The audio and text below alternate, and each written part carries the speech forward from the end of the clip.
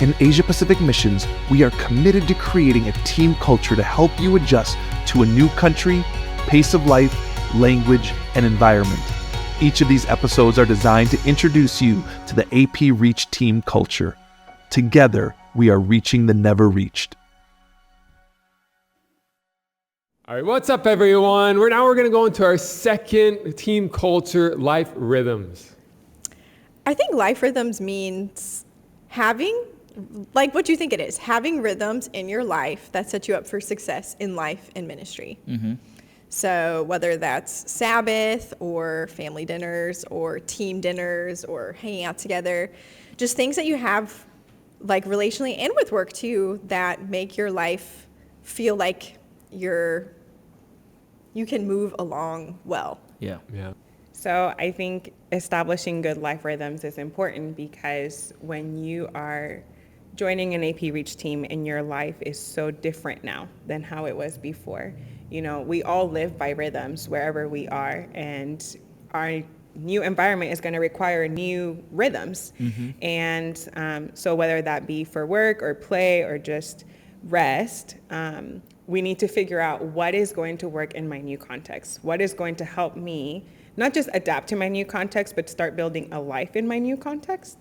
And one reason why life rhythms is super important is because it's great for longevity, and I think it prevents burnout too. True. Mm-hmm. And it helps to connect to your team too, that we have in place this time where we are going to meet together. We have in place this time where we're going to play together. You know, whether it's a daily thing, a weekly thing, a monthly thing, we have these rhythms of we're going to be together and we're going to work together and grow together. And I think I found that, I'm sure you guys can maybe relate to this, I'm such a better missionary and minister when I'm honoring the life rhythm set that I've, when we come on the field and we join a Reach team and you have like the ministry life rhythms, but then also you fill in with the help of your teammates or your team leader, like, okay, when am I going to have my devotional time? What day is going to be my Sabbath? And when I'm honoring those life rhythms, that's when I'm at my best as a mom, as a wife, as a teammate, a team member. I think our daily time with Jesus and Sabbath and these things, it's not a luxury. It's really a necessity. It's something that we need to do that we cannot minister if we're not doing that, right? Mm-hmm. And so we need to quickly establish that in our lives because during transition, that's when we lose stuff. Yep. Like when you go through a transition, you lose a lot of your good habits, you take up bad habits. And so as a team, it's so helpful because it can help establish these good habits again into our lives, that we can be encouraged, we can be with one another in prayer as a team as well. So stage of life affects life rhythms in a huge way, right? Mm-hmm. True. I think we have a lot of different life stages represented here at this table. When Michael and I came on the field, we were a young married couple. Our capacity for hanging out late at night was very much different than it is now. Being on a Reach team is you work together to figure out what life rhythms work for your stage of life. I think it's interesting to think about how much my life rhythms have changed, not because I got married, but just because I got older, And so when I first came, I was right out of college. I was 20.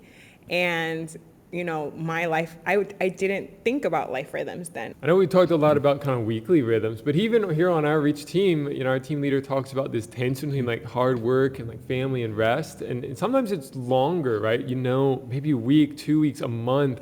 It's really busy, but you kind of have this rhythm knowing that after I get past this busy time, I'm going to spend some time with my family or spend some extra time by myself to make sure that we have this balance, that this tension, that we're not leaning too far into like, oh, I'm always resting or I'm always working. I think like kind of what all of y'all are saying, it just kind of made me, especially when Vanessa said, when you came on the field like 20 years old, you're not thinking about life rhythms, And I think that's why it is a culture of AP Reach teams, is because it is our job as team members, as team leaders, that we want to help you establish those life rhythms to run the marathon, to go through the different seasons, to recognize what your life stage is, what your capacity is, what your desires are for rest and for growth. and establish those life rhythms. Another reason why life rhythms matter is because it brings unity and it unifies your team, because you guys are working together. We're, same heart, same mission. And when we have those life rhythms together, it helps remind us we're in this together. Yeah, so, obviously every team's going to have a different rhythm. Every team has a different ministry, a different way of life, a different culture.